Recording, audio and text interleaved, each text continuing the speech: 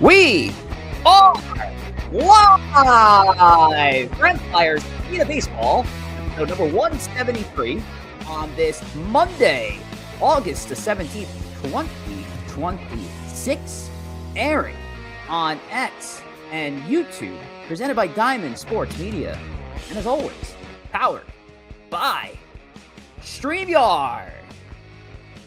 Ladies and gentlemen, hello. How are y'all doing? It's a Monday evening again. The music's still going. It doesn't want to stop. But hey, okay, we're good. We're good. We got it now. All right. We got a little bit of a shakeup here, folks. Filling in for Corey Favs, an emphasis on Phil, is the legend himself, host of Shape Up, host of Queens Boulevard. Ladies and gentlemen, Phil from Shirley, making his Empire State of Baseball official debut. What's going on, Phil? It's an honor to be here amongst greatness. Don't lie to us. Don't lie to us. I'm talking Joe Pugliese. I mean, look at the guy. The guy's a stud. Mets 9-3 since the deadline. I'm feeling good. We're almost back. I need a couple more weeks like this, and then I'll be feeling good.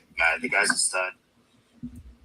Appreciate you, Phil, hopping on as always. Again, y'all can check out Phil every Friday, 2 p.m. Eastern time for Queens Boulevard over on ESPNYM's X page. Joe, I know Phil talked about those Mets that have been playing some good fun ball lately. I know we got a lot of Mets praise for them, not only in the Empire Express, but later on tonight in our New York Strike Exchange. But how you doing today, sir?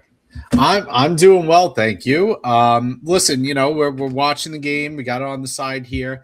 McLean, a little shaky start today, but Carson Bench just made a piece of Mets history. Is the first Met in the history of the organization to throw out two guys at the plate in the same inning. Oh, wow! Shout out to the Padres for playing bad baseball. Which is weird because. Phil, correct me if I'm wrong. Wasn't there somebody who threw out two runners on the same play in an inning? I believe, yeah, but it was the Dodgers, right, in the playoffs. Right. But I don't know if you get credit because technically, Maduka's making the play, throwing the guy out. Right? The catcher would be like an unassisted. Exactly, it's a double play. So anyway, so that's interesting. And then AJU in the next inning throws out another player at the plate. Mm-hmm. Right now, the only person who should be worried is the Padres' third base coach is going to end up in unemployment by the end of the night. Seriously, the San Diego Padres in the news themselves having an ownership change as they're still holding on to an NL wildcard spot potentially, unless they're on the outside and looking in. I think there's a few teams in that mix with San Diego. Tom Wospil's here tonight. As always, Tom, how you doing today? I know we're going to be getting into Yankees news in a bit and some tough news to bear. Yeah, was doing a lot better about 15 minutes ago until when I got the alert that Max Fried was hurt. So that sucks. Same injury he had earlier in the year, completely meant to look up how long he was on the IL earlier in the year with the same injury and forgot to do it. So you still got time. You absolutely can do it. Although I will have to throw it right back to you to talk about Roback, but then we'll have a little bit of time in between there. So you can do whatever research you need to do. So Thomas, let's get into it and talk about our friends over at Roback. Let's talk about them and listen. The Mets season is done. And now that Max Fried is hurt, the Yankees season might not be far behind. So let's look forward to the fall. Let's look forward to a little bit of football, especially some college ball. And there's no better way to get you outfitted for the college football season than Roback. They have expanded on their collegiate collection. So a bunch of schools who they already were putting out amazing things for. Again, the hoodies, the Q-zips, the polos, all that kind of stuff.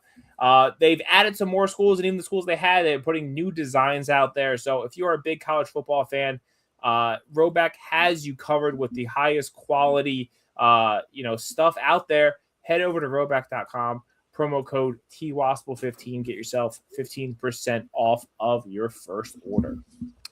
You heard the man, roback.com. Crave activity. I run down, always brought to you by Roback. The Empire Express will kick us off. We'll start off with the Yankees front and get into the breaking news story that I'm sure for a few people who are even checking in, they're probably hearing this for the first time. I mean, this is like, we're talking the last 40 minutes of this being fresh. So We'll touch on Max Fried and what that means for the New York Yankees. Get into some Mets notes as well. We have our fun game called Blank Check. So second time we're running back Blank Check today. So, Phil, I'll let you know what all the rules are when we get a little bit closer, and remind the folks at home how we play this brand new game here at ESB. And then we finish things off with our New York Strike Exchange, which is our tri-weekly stock exchange gimmick that we do here. Look at the best and worst of New York baseball, our Bulls and Bears, like we call them here, and see where our guys rank. Okay, so Tom, look, I told you I'd give you the chance to do the research. I don't know if you did the research in time, but I did. I sure didn't. I was trying, but I couldn't get it. Oh, well, look, this is why Try hard. But let's get into it. The Empire Express kicks off with some unfortunate news and a bad break for the New York Yankees. Max Fried lands on the injured list, a 15-day IL, due to a left elbow bow bruise, which Tom mentioned before is a similar injury he had earlier in the year. Now, when he went down with his injury, his last start in the spring was May 13th. He didn't come back until July 22nd. So if you're doing the math, that's a little bit over 2 months. You do the math now, a little bit over 2 months. It gets you into the middle of October. But what would that mean for the Yankees? Is that a guy that you really want to feel good about taking a start for you? Is this somebody that's going to be entering the bullpen? And who even knows? With the way the Yankees are hitting, Tom, who even knows how far they'll get into October? So we might have just seen the last of Max Fried. Yeah, I was gonna say, based on that timeline, if it's another 2 months, we certainly could. Now, if it is, I mean, who knows, right? They got to be careful with Fried. He is a guy signed to a long contract. I mean, especially in a world if like Judge doesn't come back, you can't rush him at all. Now, if Judge is back and Bellinger's back and Stanton's back and the offense is looking like pretty good going into the playoffs. Could he be an option out of the bullpen? Maybe. But I don't know. I was actually at the game on Thursday, his last start, and I mean he pitched really well. The Yankees didn't score. That stunk. So I don't know. I mean it's the same because it's the same injury. You wonder if did they rush him back too early before? I mean, he's been back for what, 4 or 5 starts now. Yeah, 4 or so. So I don't know. Seemingly he would have been back fine. I'm sure we'll get more information in the next few days. But it's just another blow. It's another bad injury. The Yankees have had some really bad luck this year. I mean, they've played some bad baseball as well, but they've had just some bad injury luck, especially. So. I don't know. We're Garrett Cole. You gotta be back to being Garrett Cole. Cam Schlitter, you've been struggling up to your standards recently. You got to get back to being the Cy Young favorite. And then guys got to step up. Ryan Weathers has stepped up recently in a huge way. You're gonna get some more. You're gonna get some more Will Warren now, and they're gonna have to figure it out. Rodon should be back soon as well. But nothing matters if the offense doesn't score, and the offense has been historically bad. I'm just going to assume it's historically bad for the Yankees because they've done nothing besides they had 1 10-run game. What the second game against Seattle? Other than that, they haven't scored more than a couple runs in any game. It has been historically bad is the right term. I mean, you turn around, you see a Katie Sharp or a Sarah Langs posting a brand new stat that the Yankees are setting a bad record in 2026 compared to. I mean, we're talking decades to almost half a century of the Yankees baseball being that bad from an offense perspective. Max Fried pitched 5 in 5 games since his return to the IL. I was looking at the pitch count too. You know, they had him only start in 1 rehab game, kind of rushed him back, but they had him throw 57 pitches, 66 pitches, 78. He did get up to 90 against Atlanta about a week and a half ago. And then his most recent start, 88 pitches. Pitched to the tune of Max Fried for the most part. His worst start was 3 innings pitched, 3 earned runs in his second start back against the White Sox. Otherwise, he had looked good. It didn't look like he was struggling, but obviously right now it does seem like we have another flare-up of this injury. And I also can't, I'm holding to the fact of a best-case scenario diagnosis for Max because if we're saying in a 2-month timeline based on what he did last time, what if this did a little bit more reputable damage to the elbow, and we may be missing Max Fried longer than a potential playoff appearance in 2026? We may be looking at deep into 2027, if there's a 2027 at all, depending on the severity of this. Phil, let me get to you because I want to get your thoughts on the Max Fried deal, and then we'll get over to Joe. To be honest, I think if there is any position that the Yankees are going to suffer an injury right now, it's probably got to be starting pitching where you guys can survive. I think the bigger thing, like Tom just said, it's scoring runs. You need Judge back, right? You need Belly back. You need these bats back in your lineup. With the way Weathers is pitching, Cam, Rodon coming back, Cole, I think you can survive a Max Fried injury, as bad as that is. You know what I mean? Yeah, absolutely. Yeah, of all the times for him to go down, this is you don't want anybody to go down, but of all the times to go down, this is not necessarily the worst from at least the current standpoint. Rodon just came back for tomorrow. Yeah. Right, first start tomorrow. Weathers is pitching at a level that we haven't seen out of a guy like him in a while. So now Weathers has put himself where he's kind of earned a postseason start. And now you're going to have that available for him. The question is, at some point, the Yankees have to wonder what this team looks like when it's whole, because they haven't been whole all season, and they're not likely to be whole going into the playoffs. Judge just started throwing a ball. So we're still probably a month out from Judge returning at this point still. We still don't know what Stanton's up to. He's running the bases all of a sudden. We know that at a moment's notice, running around first base can sideline him for the rest of the year. So the question is going to be, what does this team look like come October? And is it going to be reliable enough to compete in the postseason? With the offense right now struggling as mightily as it is, these guys coming off injury, Bellinger and Judge, really are going to have their hands full reigniting this offense. I think they have enough pitching to be okay. I think if Fried does come back, you're looking more out of the bullpen, 1, maybe 2 innings. I don't think you have enough time and enough places to get him reps to build him back up enough to get him a start in the postseason. So you might have to turn around and accept the fact that he might be your answer in the 8th inning or 7th inning, or a lefty specialist if you're not trusting a guy like Tim Hill. That might be your answer in the bullpen just because of the situation you find yourself in terms of time. The thing is, we don't know how long he's gonna be out for. Right, he was out for over 2 months last time, but I know we know it's the same injury. That doesn't mean he's gonna be out for 2 months again. He could be out for 15 days. He could be like, listen, I'm a little sore. I'm just saying, none of us know. He could say, I'm a little bit sore. Listen, give me the 2 weeks. Let me kind of reset, and then I think I'll be good. Or he might not pitch again. We're kind of really speculating at this point. Probably the bullpen is best case. I would agree with that, but again, we truly have no clue. I mean, to what Phil said, and to an extent, Joe, I think if there is an area where the Yankees could take this hit, it is a starting pitching with how good it's been.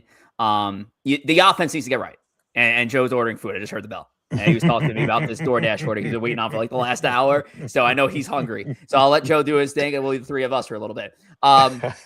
When it comes down to it, yeah, I think this could have been worse if we're looking at, okay, your rotation's still headlined by Max Fried. We're looking at a young Cam Schlittler. We're looking at Carlos Rodon, who's iffy. The situation where the Yankees were last year, going into the stretch run, they don't have that. Cam Schlittler is the ace right now. We're going to talk about Gerrit Cole a little bit later on the New York Strike Exchange. He's been incredible over his last few starts. He's looked like the Gerrit Cole of old. And Ryan Weathers has outpitched both of them over the last month. So right now, it's looked good in that. The Yankees got to get better offensively. That's where their problem has always lied. That's where I sat back there and I was thinking during the trade deadline, the Yankees don't need a depth starter because even if they lost a pitcher, within the next couple of months, at the end of the day, the biggest issue stems with their offense and still has stemmed with their offense at the trade deadline because the Yankees aren't getting adequate production out of some of the people that they brought in. So it's been a tough look for the Yankees offensively. So Tom, the below question there, I know as we're still trying to take in the Max Fried news, is the AL East division race in your mind officially over? Should we just be looking at the wild card and that's it? Or do you still think there is time that the Yankees could catch the Rays somehow, some way, even without a guy like Max Fried out of their rotation and the offense being the way it's been? I do think what the Rays have been doing is a little unsustainable. I mean, I know they've sustained it for a long time. I feel like they could come back down to earth. I mean, look, Boston looked like they were unbeatable for like a month there. Then they went to a skid. So sure, if the Rays fall back, the Yankees, I don't think with the injuries that they have, especially in their offense, have the firepower to go out there and get it. I don't think they're going to be able to, go. How many games are left? 40-ish games. Yep.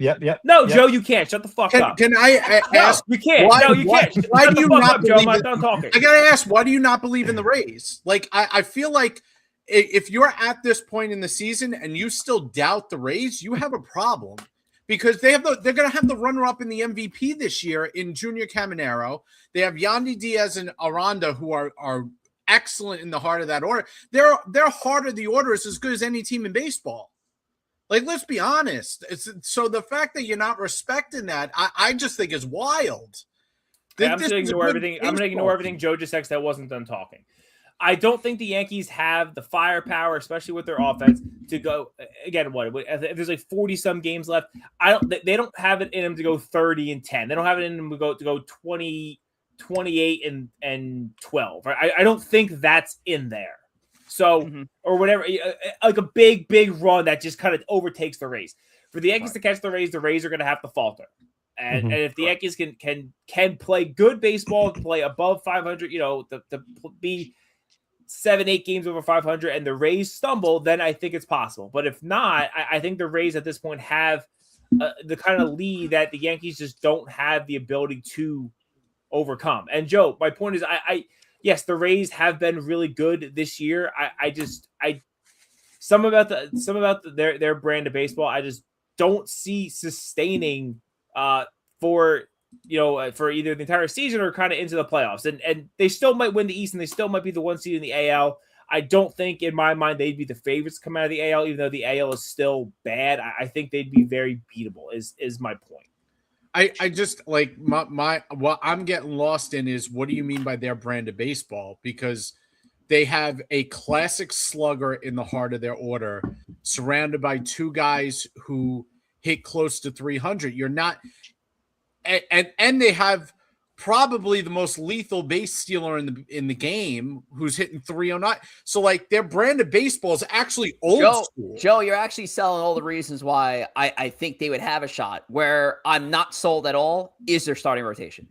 You really going to trust a rotation headlined by a guy who's been hurt for the majority of the last 3 seasons? You're gonna trust Nick Martinez in a big game, whether it's in the Bronx or Bronx 2A in Tropicana in October? Are you going to trust Freddie Peralta, which you two guys on the side have shit on all year long?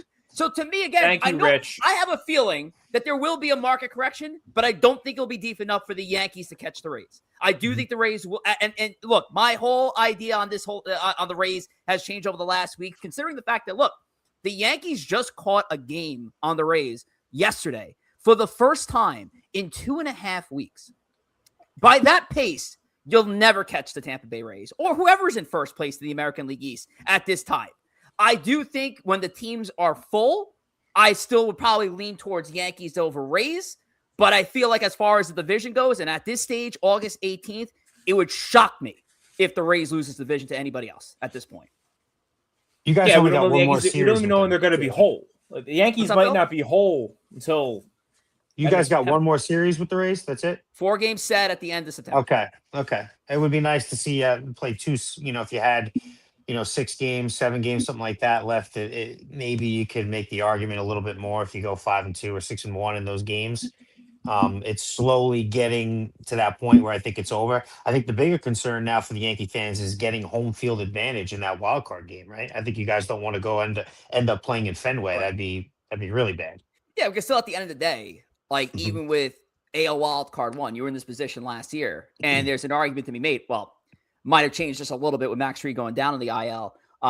That your rotation is stronger going into a best of 3. But look, even in a best of 3, if you're not winning 2 games up front with Cam Schlittler and Garrett Cole, then something went terribly wrong.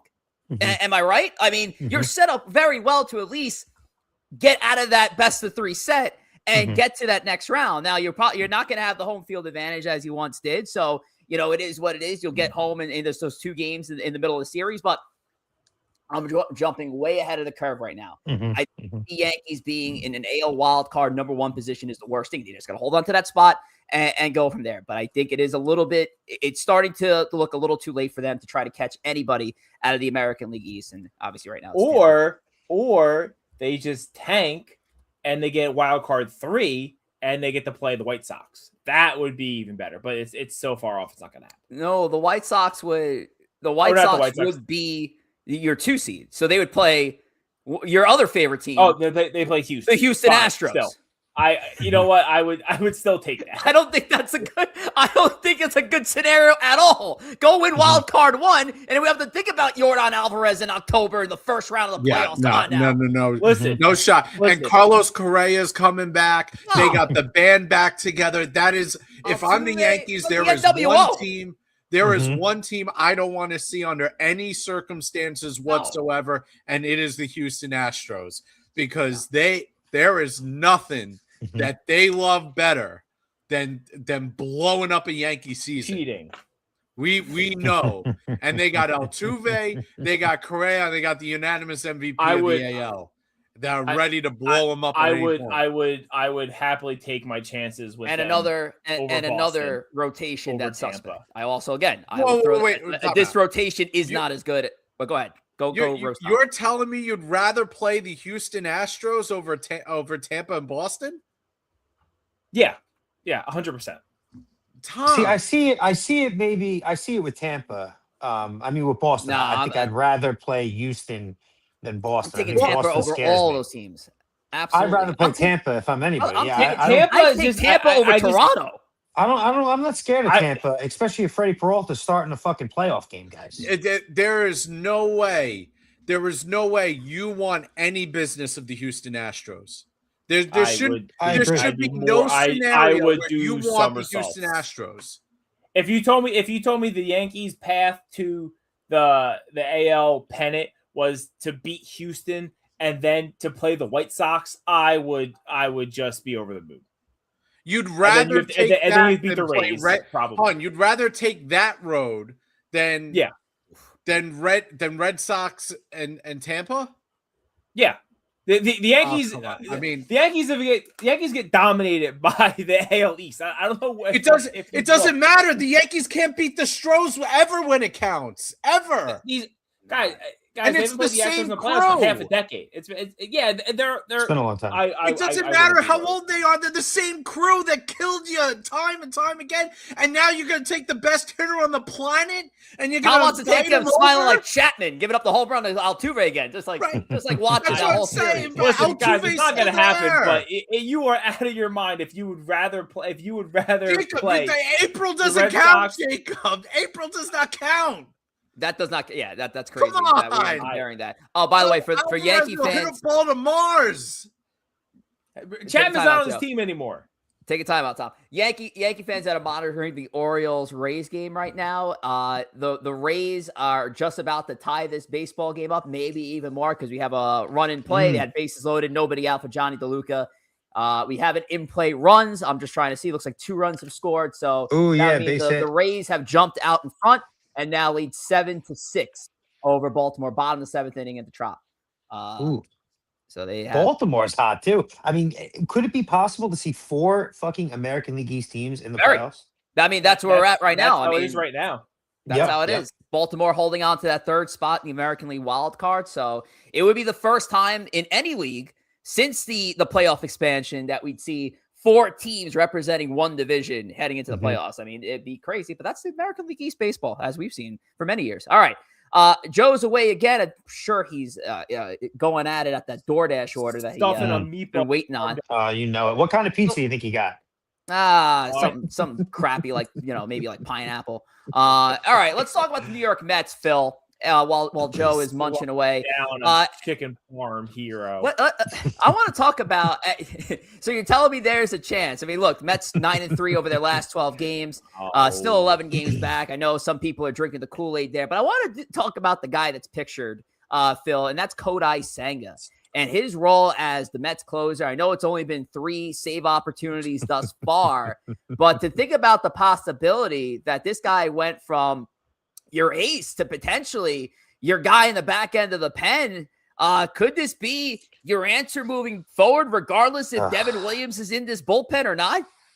I think it's just at the point where we're happy that we're getting some positive use out of Kodai Senga. I think it was at the point where we're like, we got to get rid of this guy. Nobody wants him. Now to see him pitching any sort of clean inning is great. But this is the thing the Mets fans do. We 3 appearances and we're ready to knight the guy and we're saying how great he is. He's going to have a week again where he's going to be terrible. The division race is a joke. I mean, the fact that even the wild card, it's like, how are we 11-8? Like, how are we that bad? You know what I mean? You couldn't be, even if we were 5 games under 500, I'd be talking about what a bad season this was right now. You know what I mean? We're 13 games under, and we just went 9-3 over the last 12 games. Like, this is the most embarrassing season I've ever had in my life as a Met fan. I don't think anything can compare to this. This is insane. Yeah, I mean, listen, the season's over. We know that. Yeah. They're not catching anybody, not in the NL. They got to go through 10 other teams to get into a position. It's just too many teams to hop. It's not like you're chasing down 1 or 2 teams. The good thing is right now the Mets are playing good baseball. The good thing is you're seeing the signs of life and the positivity of why you have reason that with some good moves, you can be a contentious team next year. If you get a frontline starting pitcher and if you basically get a first baseman or second baseman, you could put yourself in a position where this team isn't that bad, right? So, like, a lot of the things that have gone wrong this year are going to be self-corrected, are going to be gone. Lindor hopefully is now healthy. He looks like Francisco Lindor. So the rumors of his demise have been greatly exaggerated. He's still a highly productive shortstop in this league. Bo Bichette looks like the highly productive player that you signed him for. And not least of all, the 2 kids in the outfield look like they belong. Yeah. All right. Benj is going to be a top 2 in the Rookie of the Year voted. He's closing the gap between Weatherholt every single day. Weatherholt's slumping. Benj is hitting 377 over his last 3 weeks. And he's leading the league in outfield assists since the All-Star break. So he is really showing how good he is. He has a 272 average. He hit 100 the first 35 games of the year. Yeah. So like that, imagine what he would be if he wasn't. Yep. Imagine this team with Juan Soto in the lineup and Francisco Lindor for a whole season. All of a sudden, you have a productive lineup. Yes, there's sore spots at second base and first base, but you can live with that with the rest of the lineup producing. They're a competent offensive team right now. So all of this is moving towards next year. And yes, I agree with you, Rich. I think the Mets might have found a place for Senga. Now, I'm at the point where I gotta see Senga be nails for an extended period of time before I ever trust him. All right, I know his head's off in the clouds somewhere, so it's going to be a very long time before I trust him to close a game or pitch a 1-inning ball game in a big scenario. The Mets are not in a big scenario, so they can find a home for him. But when the pressure's turned on, I've seen Senga before in the starting role wilt. I'm concerned that will rear its ugly head mentally down the road. I will worry about that when we get there. But that's what the Mets are doing right now. At the end of the day, if they make it a race and they rip off 10 in a row, so be it. Then we'll tackle that then. I have no reason to believe that. They're playing much better baseball. Andy Green's done a really, really good job refocusing this team. It's a shame that he doesn't want to be the manager, because I would give him a leg up on anybody. That's even Alex Cora for what he's done so far. He doesn't want to be the manager? I don't see that. I did not see that report. He has said that he is there for this half season, and that's it. And the Mets had to beg him to do it, because he has a very cushy, I believe he's the director of player development under the Mets. Yeah, he's the farm director, right? Yep. He's got a family. He says he wants to be in one place with the family, and multiple people have tried to poach him away from the Mets, and he has said no. So I think he wants to go back to the front office role, and the Mets have said that role will be waiting for you when you're done this year. Cool. Yeah. Jacob Petruzzi goes, what? Green over Cora? What I am seeing from how he's energized the team a little bit, how he has worked with the players that are his development players. That's the other thing. He's the guy who's been setting Benj and Ewan and McLean and Scott on the path that they went in the minor leagues. And so for him to be that manager and embrace those players, I think is a huge, huge part in why they're developing so well. A couple comments here from the chat. Shout out to everybody in here. This one is for Phil from CK. Not going to lie, Phil's background is fire. It is. Phil's going off. Hey, Phil, the trivia question for the crowd. The same trivia question I guess you asked everybody here. Let's see that picture. Can anybody name the 3 players that I'll maximize Phil's screen, which is a dangerous thing to do because he's already maxed out. Who are those 3 players on Phil's wall? Can we get a little bit of a close-up there, Phil? Who are those 3 players on Phil's wall? Let's see what you guys have there as a guest. Phil, great background. Shout out to J-Mac. Looked like he got the OMG sign background. Our guy, that's an official friend of ESB. That's one of 100 right there. That's an official OMG sign. As the official one. Phil from Shirley, always catch him on Queens Boulevard, of course. It's every Friday, 2 p.m. Eastern time on ESB NYM. He was one of our co-hosts of Shape Up. Shape Up's been on a little bit of a hiatus. It's been tough to talk Mets baseball for too much than 5 to 10 minutes here on Monday nights and of course now on Fridays. But Phil does a great job. And Phil, also the host of On Deck Pod. Phil, can you talk about On Deck a little bit? On Deck Pod every Thursday night. Oh, look at the logo. Look at it. Looking good. This is the old one too. We got to change this one. Yeah. Look, a lot of shirts. We got the Stone Cold Steve Austin shirt on right now. Oh, let me see. There it is. Backdrop. The Austin shirt. I love it. You know, a lot of shirts on the site. Check us out Thursday nights, 9:30 on Instagram. Little Instagram live podcast talking Mets baseball. Rich, I'll never stop. Like, just because the Mets are 20 games under 500, I'm used to this, guys. I've been through this. This is the norm. I love the pain. The pain. Yeah, I live for the pain. Shout out to him, man. Like Duke Snyder. Hey, man, is correct. That is the 3 legends on Phil's wall. Joe, let's talk about the legends, though, of Monday nights, and that's over on YouTube. What's going on YouTube? Yes. What a transition by Rich there. Follow us on Instagram and X, but YouTube is our preferred platform. Why bullshit you would have done, glasses? Why we can interact with you, the chat, you're on the show. So do us a favor, go over to YouTube, type in Empire State of Baseball, hit that subscribe button. It's free. You can join our over 585 plus subscribers that we have going on over there. Remember, once we get to 750, we are doing a giveaway. So is it a night with Joe Pugliese? It could be. It could be if you want. So go over to YouTube, type in Empire State Baseball, and hit that subscribe button. We appreciate it. Also, Joe's going to share his meatball parm with you if he, over Tom, on the Mets game. I can't share anything with Phil. Hold on a second, because Tom was talking shit about my segue. Tom, how about you segue from Phil's painting to the YouTube spot? Go ahead. What would you have said? I'll put you on the spot. Go ahead. Nothing? Not a damn thing? No, I got nothing. Okay.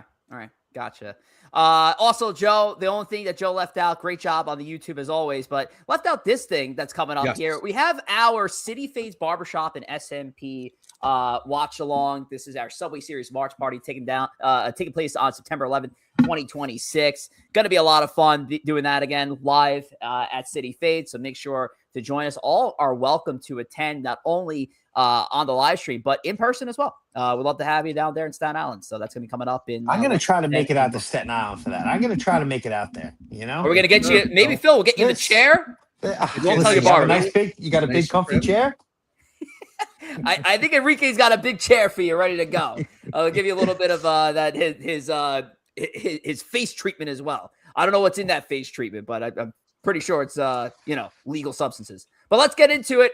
It's now time for our game. It's called Blank Check. Only the second time we're rolling out Blank Check, so going to give you guys an update quickly on the rules. But real quick, here's our standings. Joe with the lead here. Joe's the only one in the 20s. He's at 23. And according to this, even though we played Blank Check once, he is the leader in this game. So let's try to knock Joe off here. Now, Phil, unfortunately, we won't be able to add you to the standings, but you have an important job. You get to block people from scoring points. You're like the New York Mets right now, playing spoiler on the teams above them and trying to make a playoff spot. Listen, so, I'd like to be for Corey Fabs. You know what I mean? Whatever, I'm willing to die for Corey Fabs tonight. Okay. Listen, Phil, the whole point of all the games is just to prevent Joe from getting points. So as long as Joe's not getting the points, we're happy. So we really need you to come up, especially on the Mets side of things. Let me get the Yankees ones, but yeah, just prevent Joe. Gotcha. All right, so Joe is going to present the first part of this game. Now, the game's called Blank Check. So what we're doing here is that we're going to pull up literally a physical check, and you have to guess the components of who signed this check and to what contract, what it was. So it's a real contract that happened over time. The only thing you're going to be told about is the team that signed the deal and the date of the contract. Now we're going to change up the rules a little bit. So we'll do a 3-at-bat system. So Joe, you're gonna lead us off with the trivia question. Then Tom's going to take a guess. I'm going to take a guess, and Phil's going to go, and then we'll switch up the order for the next round. How we do it is you're going to take your full guess of the entire contract. You get the full guess right, you get all 3 points. Okay. Now, if you get an aspect right, the game maker is only going to tell you if you got 1 right, 2 right, and that's it. They're not going to tell you what you exactly got right. So we're going to change it up a little bit here for Blank Check. But whoever gets the first full guess gets all 3 points. Whoever gets an aspect first gets a point towards their total. All right? This feels impossible. It's going to be a tough one. So, Joe, let's take a look at what you brought to us in this contract right here. Okay. This contract was signed by the player from the Mets on February 2nd, 2009. Okay. Tom, you're going to go first, then I'll go, then Phil. So I just got to rip off the whole thing. Rip off the whole thing. I get 1 guess. Well, it's still 3 at-bats. This is hard. Still 3 at-bats. This is not a guess because 2009. I could say Mike Piazza, 7 years, $150 million, and Joe would say, you got 1 right. I'd get a point, and then I'm going to still guess 2 more full guesses. And you would make up the difference of your points. Okay. Got it. I was going to say. Joe is just not going to tell you what exactly you got right. He's only going to tell you if you got 1 right, 2 right, and that's that. Okay. Or all 3. Okay. 09.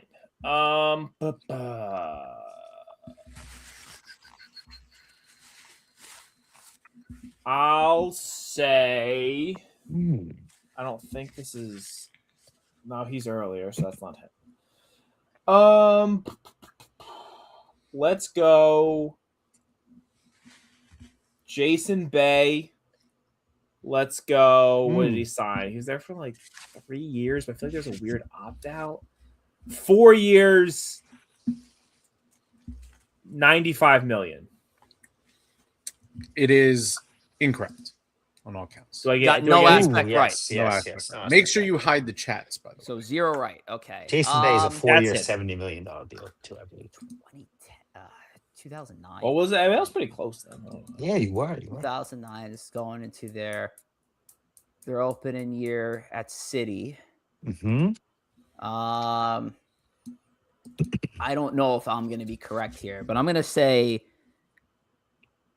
I'll say Johan Santana, Ugh, 6 years. I don't know what the math is. I'll just go 180 mil. Incorrect. All of it's incorrect. All Okay. of it. All of it. yeah, Johan was a little before that because he jumped to my mind too right away. All right, Phil. I got to guess here. Obviously, I don't know, but I'm going to say Francisco Rodriguez, K-Rod.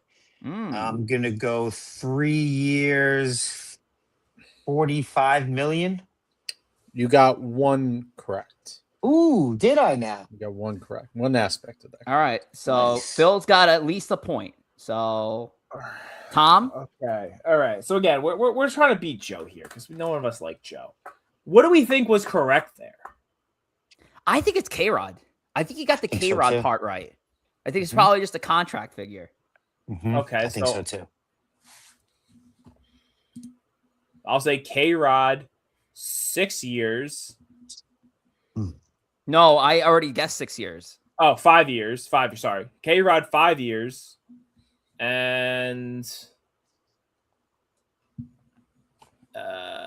There was a 95 mil, a 180 mil, and a 45 mil. But obviously, I'll say so. It's 5 years, 60 million.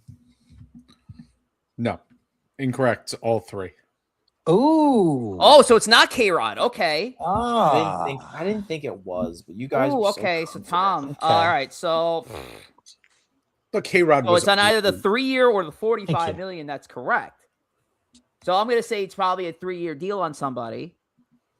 I'm going to say that's the That was aspect my that's leaning. correct. That was my leaning too, but you guys really felt good about. Sorry, K-Rod. guys. I Sorry. have no idea. Phil, just make up for it and get it right next time. All right. Let's Oh, go. I'm sorry. I don't It's know a if this is tough going to one. be fucking correct. Let's go Luis Castillo, 3 years, 21 mil. One correct.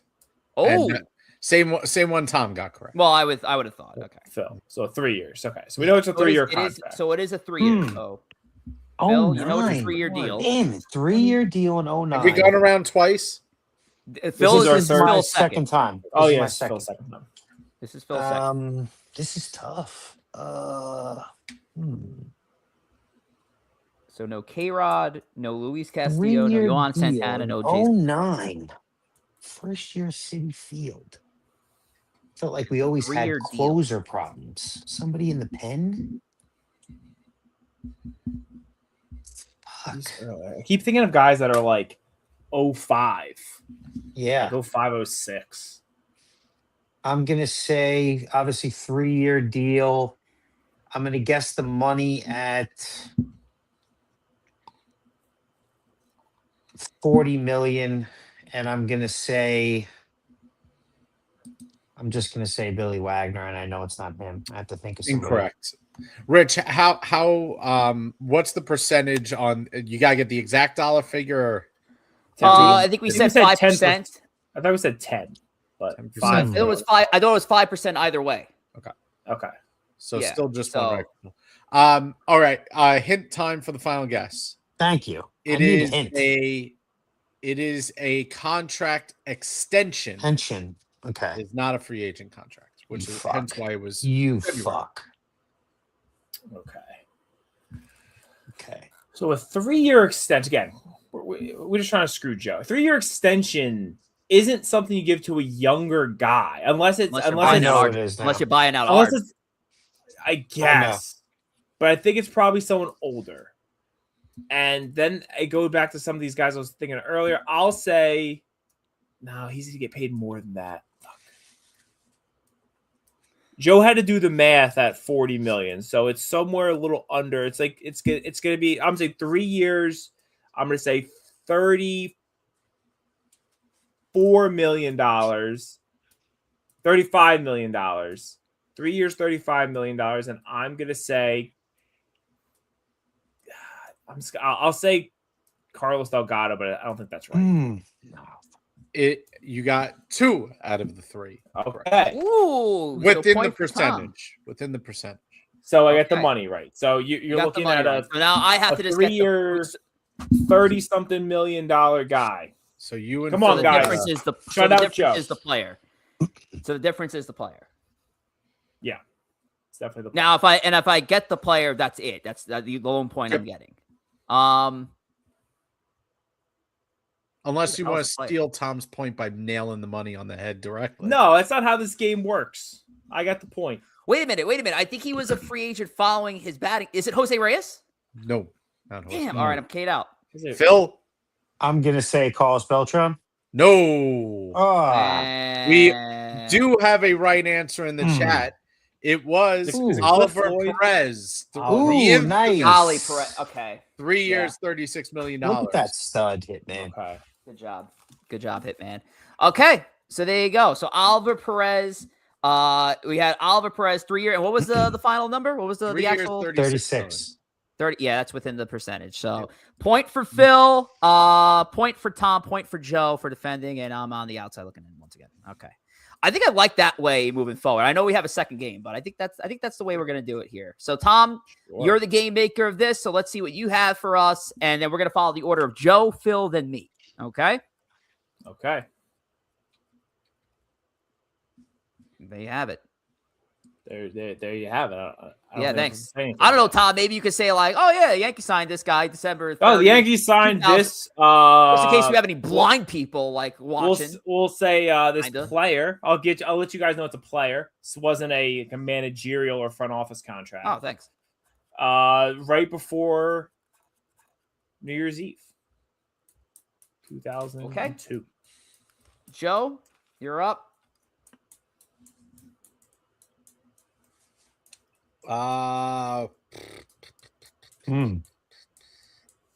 Let's go. I'm gonna go with the most famous one. Let's go with Giambi. Giambi was 6 years at 18 mil a year. 18 mil a year. Sorry, I didn't do the total here. 108, right? Look at Phil. There you go. 108. It is Phil. Who's your boy? Come on. Rain Man. incorrect. Okay. On all accounts? On all On all accounts. accounts. Thank you, sir. Phil. Oh, shit, Yankees, 2002. Great guess with Giambi. I'm going to say, and I know I'm incorrect right here, I'm going to say Roger Clemens, 3 years, $45 million. You have one piece correct. Ooh, look at your boy. Just getting one. 3 years, 45 mil. Let's go with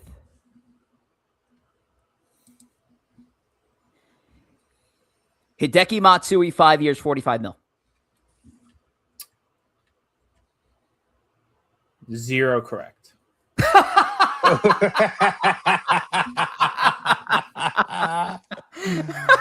I thought you got it. I was like, oh shit! Me Wow, too. Rich just got All it. right, so it's not the 45 mil. So Okay. So it's Roger Clemens. It's got to be 1 year because he was in Houston in 2004. And how much did he sign for? Didn't he sign for some ridiculous amount? Or that was the back end after Lytle died. Didn't he sign for like? Lytle was very much still alive at this point. Yeah, let's go 1 year. It's so hard to get. 1 year, 10 mil. And Joe gets 2 points. Oh, That's it. It's Roger Clemens, 1 year, $10 million. So it's over. wow, you got the whole thing. Wow. You Great got the whole job. thing. Joe, Wow. Phil got Clemens, so the Look 1 at your point. boy getting Clemens right away, huh? Clemens Was it 1 year, 10? 10.1, but yeah. Yeah. So 2 more points for Joe. 1 point. God damn it. Nothing from Phil, why are you pulling Clemens out? Boy. Clemens, he had been Wow. there. This was a 1 year. Yeah, Yeah, Phil Clemens. unbelievable. Clemens was an Picking Clemens was such a astronaut. bad. This is so awful. Joe's gonna win. I mean, I don't think there's anything catching Joe. Might This be is an like insurmountable- I was all ready to say this was a free agent signing because Clemens had opted out, so he was technically Oh a my free God. agent, and like you guys were gonna go down the wrong path, and then Phil fucked it up. Phil, you're not invited back. And then it just hands the points to Joe. At least Rich could have gotten the Phil, point. you can come back anytime, baby. Anytime. Unbelievable. Wow. I Fucking feel rocket. Because feel you it. know what it is? I'm thinking of that time, and I always remember like the times of him opting out, and there was constant negotiations talked about all the time. Because he would sign short deals, but he'd come back and he'd go. You know what I mean? I wasn't even going to get close to Roger Clemens as my next guest. I had Rondell White in the back of my head, for God's sake, for the next one. Like, come on. Oh. God. All right. So, Yankee guys Rondo wants again a lose trade. out. Phil did a great job playing a little bit of defense there. Got 2 points. But Joe still went out and grabbed, 3 points altogether. So, Joe's now up to 26. I might just log off now. I think we're just gonna fold our cards here. All right, look, let's talk about the Instagram. I usually would go throw it over to Corey Faz, but he ain't here. So Tom, I'm gonna throw it over to you. Let's talk about Instagram and TikTok. Let's talk about Instagram and let's talk about TikTok if we must.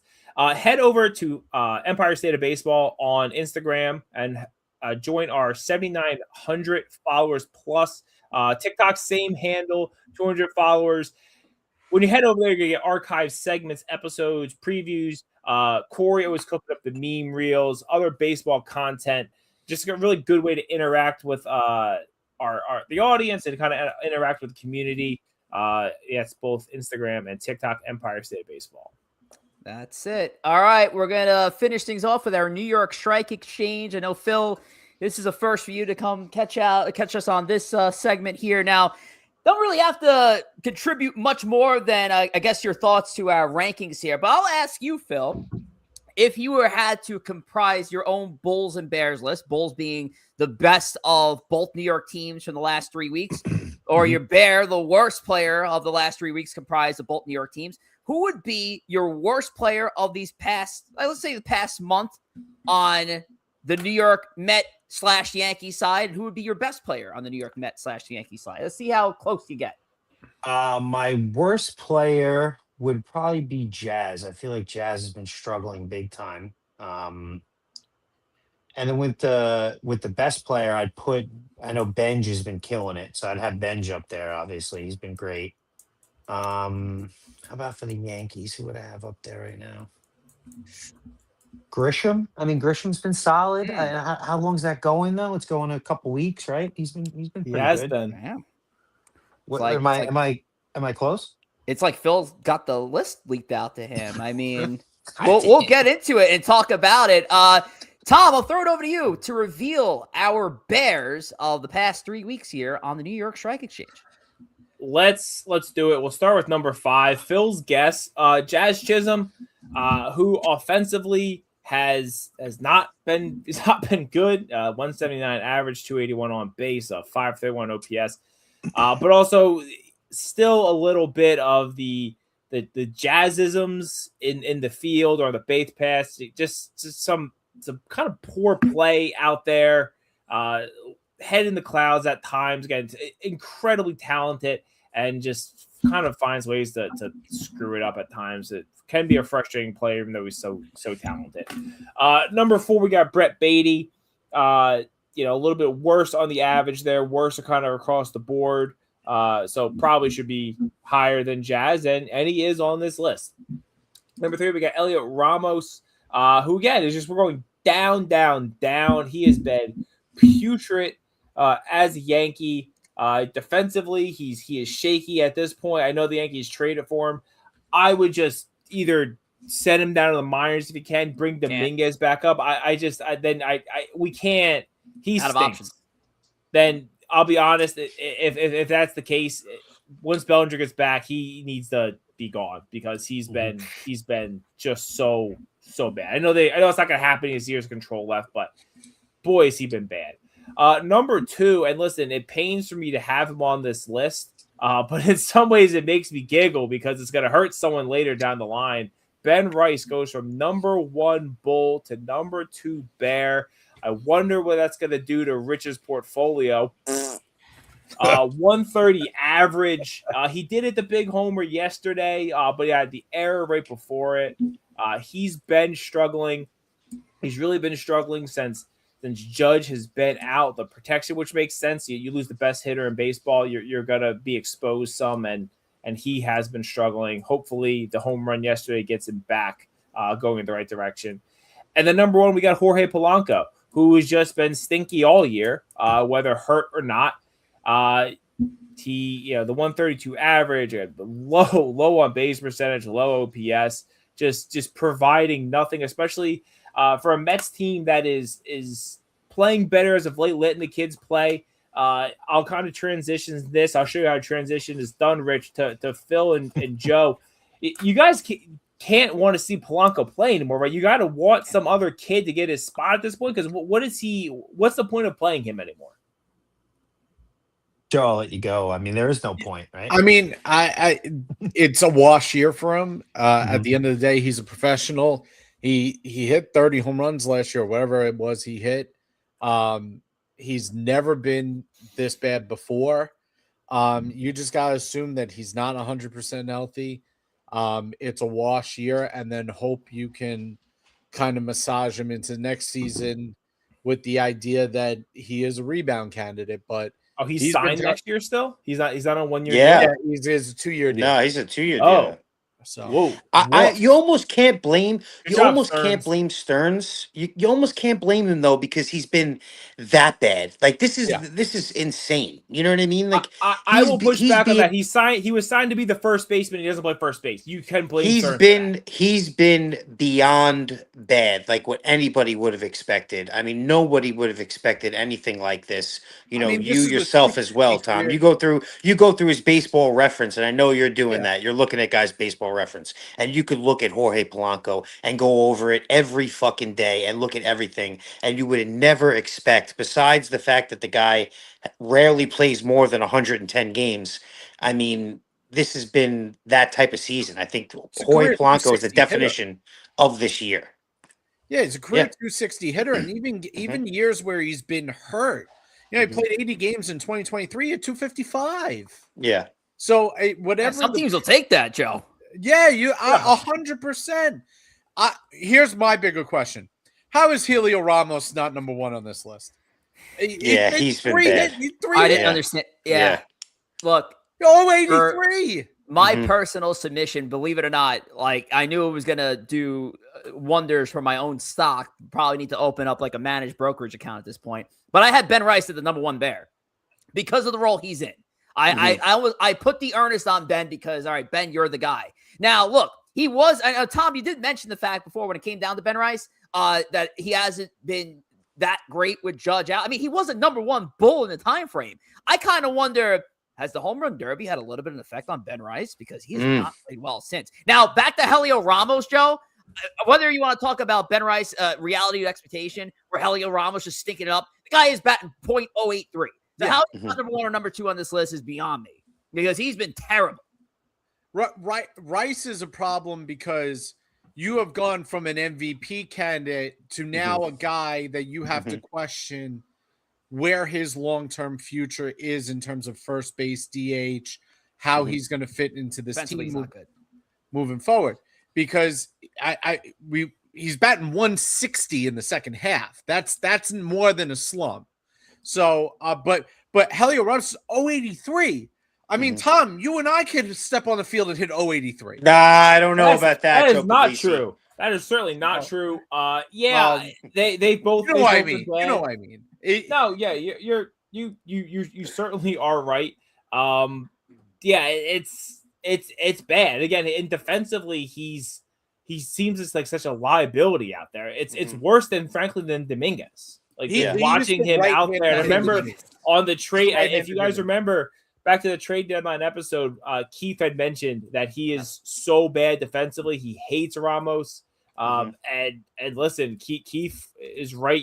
Most of the time he was right there. It's not good. I mean, he's had a good year up until when he was acquired. So, maybe it's still in there, but he's unplayable. The problem is there's no one else to play.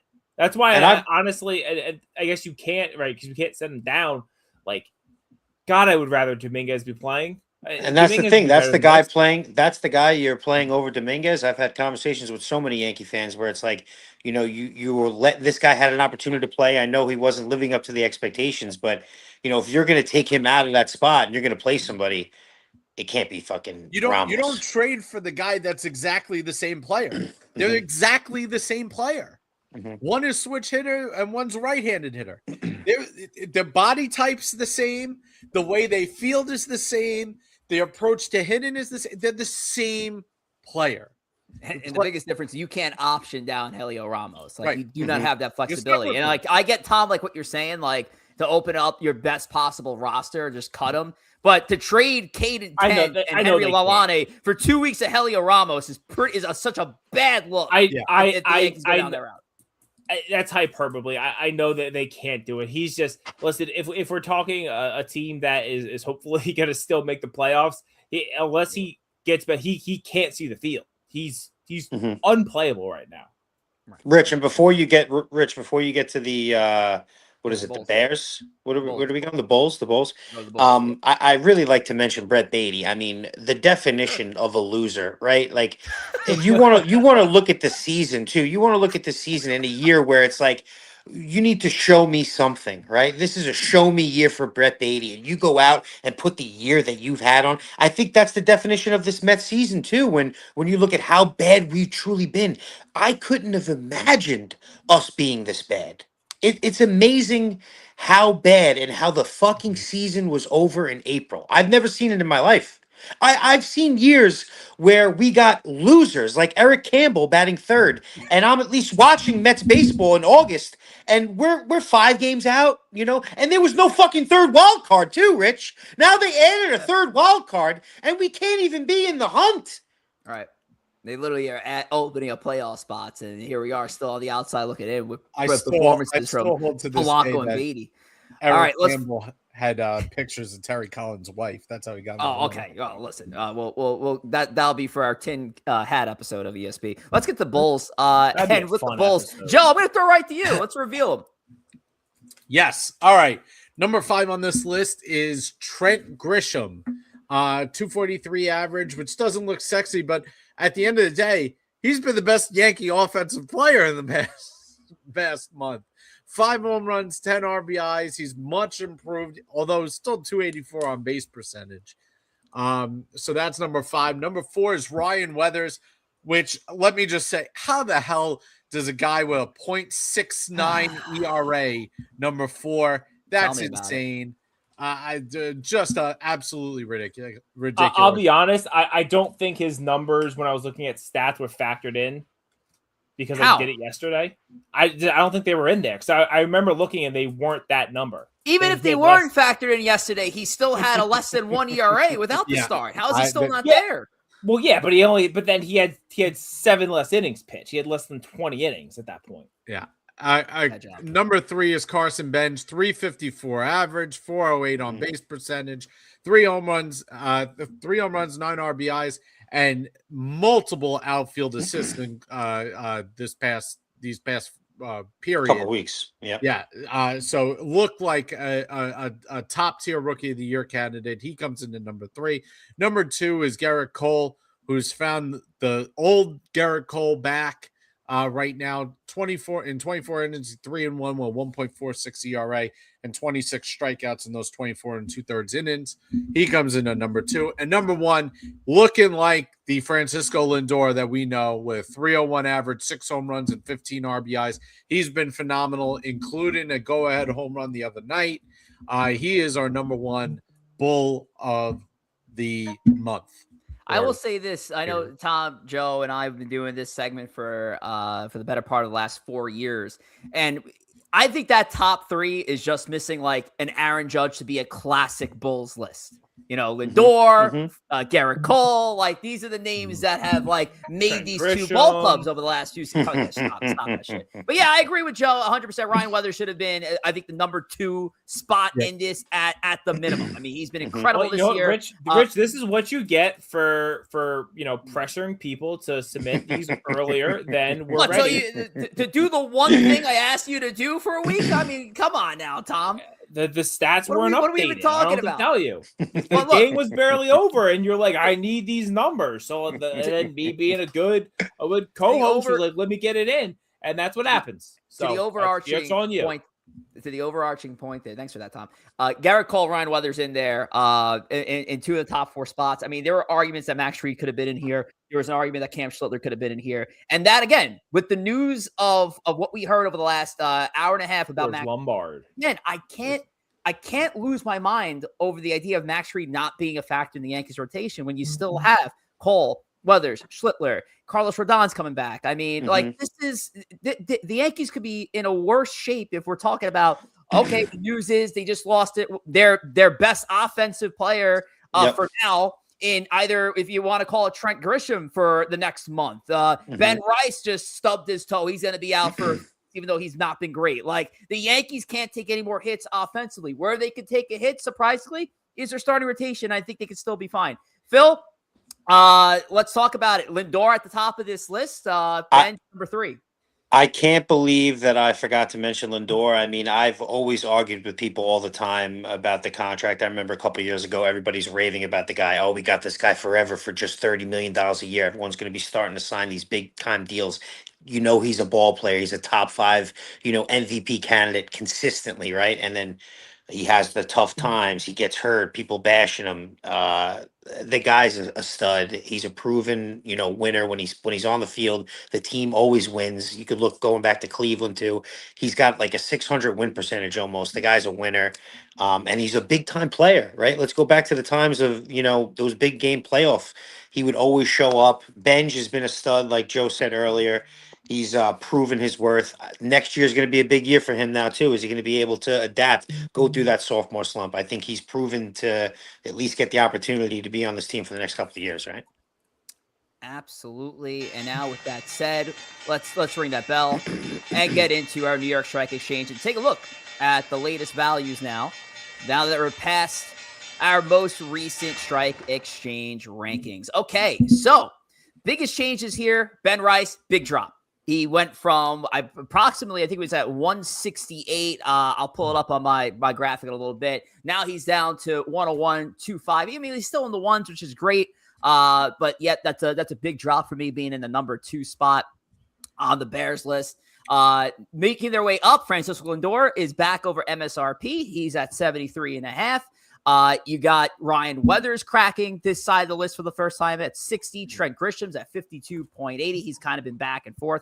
And Carson Benj now in the 70s at 76.05. Let's flip over to the to the below MSRP side. Rich, can I stop you for a second, Rich? I need to stop for a second. For considering the industry that you and I work in, you got to stop saying MSRP, because $50 is not MSRP. You sound like a fucking moron. It's not MSRP. It's not MSRP. If you don't know what MSRP is, I'm going to have a conversation with your manager tomorrow, because it's alarming. You keep saying $50 is MSRP, because it's not. It's not what it means. Wait, but we referred to, Joe referred to that the last time we did this. So Joe's also an idiot. I don't have to tell you. All right, so we'll have a talk after this. I'm a little scared now. Bo Bichette is at 49, but he don't matter. He wasn't on this list. Julio Ramos is now making the Bulls Bears list for the first time, but he's down to 35, below the base value of 50. There you go. I think that's a lot better. Josh is down to 35. Yes. And then we got Jorge Polanco dipping down to 22.5. Joe, we're going to start with you, because Joe, you have the most impressive portfolio, considering he invested in number 1 and number 2 on the Bulls list. So Francisco Lindor and Garrett Cole pull in some substantial money there. 20 for Cole, approximately 24 ESB bucks for Francisco Lindor, 24.5 to be exact. So Joe, a lot of ways you could go about doing this, my man. So how are we going to tackle the trading floor? Yeah, I mean, I hate to say it. I got a hold on both of these guys. These guys are classic Bulls that have gone the entire year due to injury of not being on the list. I think you're going to I think we're seeing the best baseball out of Garrett Cole and Francisco Lindor. And these are two kind of guys. Once they start playing their best version of baseball, they don't stop for a long time. So I'm going to stick with Lindor. I'm going to stick with Cole through one more period and see where that gets me. Because, like I said, I get a feeling that they're going to be repeats on this list come next month. I mean, look at that pitcher, Rich. I'd buy anything from that guy. I mean, look at that. Yeah, I mean, That is sleazy car salesman right there, Joe Pugliese. Shout out to Joe. Okay, so holding down Cole and Lindor. Corey Favs here. Corey's not with us. Corey's not with us today. What did Corey do? I'd like to see. I actually don't even know. Does anybody have an idea where in the world is Corey Favalor? No idea. Know? All right. Well, Corey Faz, as far as his investments go, again, had another Francisco Lindor hit. So he gets an increase on Lindor. Nolan McLean, Francisco Alvarez didn't really add much there as they didn't place on either list. Now, I did get some notes here from Corey Fabs and what he's looking to do. He's holding Lindor. He's holding McLean. He's going to be selling Francisco Alvarez. And in Francisco Alvarez's place, he is going with the new Mets closer, Kodai Senga. So swap out Alvarez's 30 for Kodai's 10 and a half, looks like. You plug about 20 ESB bucks into his bank. He's around 21 ESB bucks on his bank as well. So adding Senga and dropping Francisco Alvarez, holding Lindor. I did find out what Corey's doing.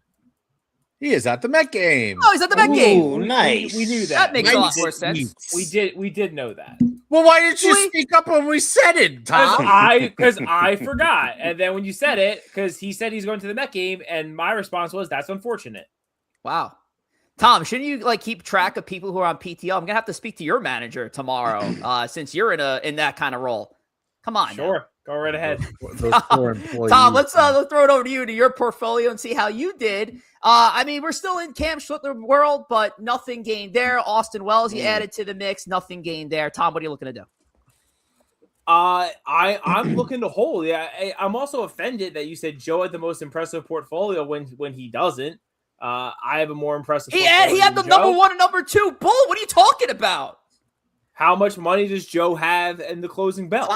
Tom, you did this last year. He's just dominating. That on your thumb with your thumb pointed up, and you did nothing. Look at that pick, Tom. At the end of you the think year. you have a shot, Tom, versus that picture right there? I mean, Joe that has guy looks wholesome. 143, 155. I'm gaining on you, pal. Okay, yeah, fair. And I have a lot more. Fair. Because I got Cam Schlittler. I'm gonna hold. I gained 40 points on you this week alone. That's fine. I see Schlittler to hit again, and I'm going to gain another 70. Hope he gives up 10 runs tomorrow. Our good friend sorry, Kristen. Our good friend Kristen goes, Tom is a male Karen. It's in his voice. Love that. Listen, I mean, Nothing no. I'm sorry. I'm sorry. I'm pointing out that I'm sorry. I'm pointing out that Rich is a moron and Joe's in what, last place or I'm just salty he's losing right the now. other games. That's what Tom. Joe's holding. Tom's holding. Not because Joe cheats. Whatever. If I All wanted right, to, I could pull the move right. I buy Joe's players and I have $40 and Joe can't beat me. But we'll wait to play that card later. But you don't do it, and so you're gonna sit there. And I don't need to. I got do. Cam Schlittler, and if one thing I know, history does not repeat itself. I'm gonna win with Cam Schlittler. I don't like what happened here at all with Ben Rice's drop. I held on to him, and I was gonna hold on to him until really the rest of the season. And I had said too on this show that I don't think it'll get that bad for Ben Rice to place high on a Bears list. Well, that's exactly what happened. So he's down to 101.25. I've decided I'm going to fresh reset it all now, guys. I'm selling everybody. Thanks for the tissues there, Tom. I appreciate the tissues. Selling everybody. 101.25, 66.4. The math on that, we got 171.25. If we're going to look at our high dollar figure stocks here. Can't afford Cam Schlittler. Sure can't do that. Rich, I like Bednar, Rich. I mean, you get him at 60, he can go on a little run. Yeah, but bump up to a hunch. Closers don't get a lot of love with these guys. Okay. A closer essentially has got to be like Eric Gagne for like 3 weeks. Gotcha. Circa 2002. Yeah. How about a Weathers? Games. How about a Weathers, Rich? If he's going to get the opportunity to pitch with Freed out, I mean, if he keeps going. You know what, Phil? I like that idea, and I'm going to do that. We're going to go Ryan Weathers. So now we're at 111.25. Do we just spread the assets out a little bit? Let's see. I like it. Do we do that?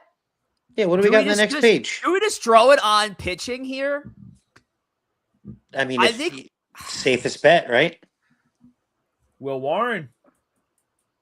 He's going to get the opportunity too, right? Like he's going to get a chance. No, I'll throw more on Cole. I'll throw it on Cole. We got 70 there. So I like it. 111.25 now minus 70. You're down. Now I'm down to 41.25. Let's take a look at the dog shit and see what we have in there. Anything else? Ooh, I see a guy who has, he's pitched well. He's gone through his little stretches. He's going to pitch over the next couple weeks. And that's Sean Manaea at 22. He's going to pitch. He's going to be pitching every fifth day. I have him on my number 7. At $22, he goes through a little stretch over the next couple of weeks and he wins a couple games and pitches well. You're looking at least a $40 or $50 guy. Rich. That's a nice little return. Why? What do you got, Joe? Phil right now reminds me of the guys. I could sell anything, You know what? Phil reminds me of the guys that my biggest fear in that like garage. My biggest fear is going with anybody on that side. And I get you. Taking further. So you know what I'm going to do? Even though it's a lot to hold, I'm just going to hold the 41. I'm just going to play a little bit safe. I'm going to go Weathers Cole. I'll hold the 41, and we'll go from there and hope one of these guys lands on a bull, and then we can make a big advancement toward the end. What do you got, Joe? How much I have in the bank? Where are you? You said you're holding? You have 12. Give me Kodai Senga. I like it. I like it, enough for Joe. Kodai? I think you did. I like it. He's 10.5. Yeah, I like it. He'll blow up to be a 30 or 40. Last minute Ed. Oh, he says, what an idiot. Oh, so adding Kodai Senga to the mix. I got Cole and Weathers for the next go around. Selling Ben Rice. Watch, Ben Rice is now going to be borderline. Kodai's about to come into a 2-1 game. And he's going to blow his first. Brutal drop for me. I'm an idiot because, Phil, there was a time at the beginning of the year I had both Rice and Cam Schlittler, and I decided to sell Cam Schlittler. He sure did. Idiot. Good time for you to buy him, too. Would have been up by a big margin if we had held on to those two, but it is what it is. That is our strike exchange and trading floor. We'll be back at it again in 3 weeks. What was the date I had? I have here Monday the 7th. Does that sound right? I think it's Monday the 7th. So that will be the next time we hit the strike exchange, and we'll see how everybody did. And then there'll be one more after that. And then there's one more, and that's correct. One more after that. So we only got 2 more. We only got 2 more of these left. So that's it, man. So only one more buying and selling. In the next week, yes. That is correct. Yeah. So only one more buying and selling. Oh, so Joe, you're screwed. This could be big. I mean, Tom, if Cam has a bad stretch and lands high in the bear list, Cam would never. He would never do that. What if Joe? Listen, Tom. What if Senga? Tom, what if Senga goes on a run? You know what I mean? It doesn't matter because he's worth $12. He can most of his games like $6. It's pointless to have. You think? Tom, Senga. I know right now. It's going to be. Put the 4 guys up again. Put the 4 guys up again. Tom, when Schlittler gets his shit rocked, this guy right here. He's going to cost you the Bulls and Bears. He's going to cost himself a Cy Young. Shut up! All your this fault. Little rat is going to insider trading his way. That's what he did last year to me. I want you all to be witness that he is going to pull some stuff. Schlittler's going to have a great 3-week stretch, and he's going to somehow end up on Joe's shit list. Phil, I already know it.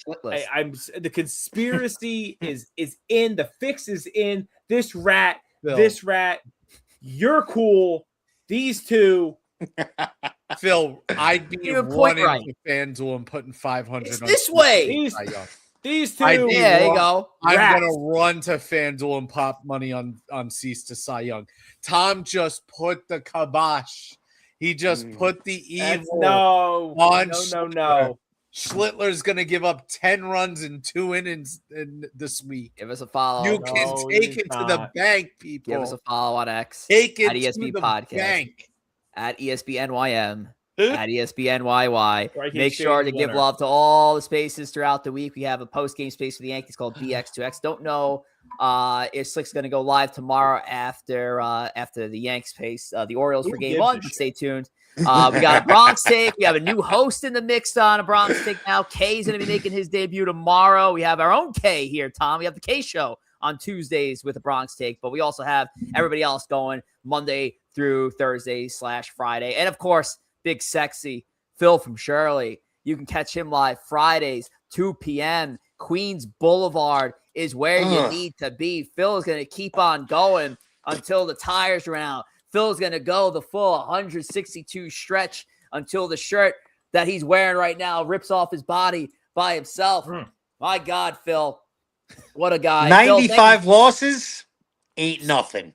Ain't nothing. Ain't nothing. And of course, we're going to go live for a little bit extra innings to wrap up the night, but that's our schedule for the week. Phil, we really appreciate you, sir. Thank you for stopping by. It was an honor to be here, boys. We love you, buddy. Thank you for joining us. And that is it for Empire State Baseball. We'll see you next Monday for episode number 174. Tom, Joe, wrap us up. I'm bringing the cheese and I'm bringing the mouse traps to catch these rats. Dude, Phil, you guys Watch show them us for that 3 weeks baseball. How from many now. TVs you got there? Oh, dude. It's Gonna loaded. get us in trouble. Let's show that. Show that. Look at that. Are you And there's a kidding guy. me? Oh my There's God. a guy there, too. The big guy. Yo, football Sundays at Phil from Shirley's house. Let's go, Mets. There you have it. All right. Well, we'll look forward to joining Phil in the man cave one of these days. Hopefully for some good baseball, maybe football. Who knows? We got a lot of sports about to start their seasons over the next couple of months. But appreciate you guys. We will see you. We will see you next week for ESB's number 174. Have a great night. Take care.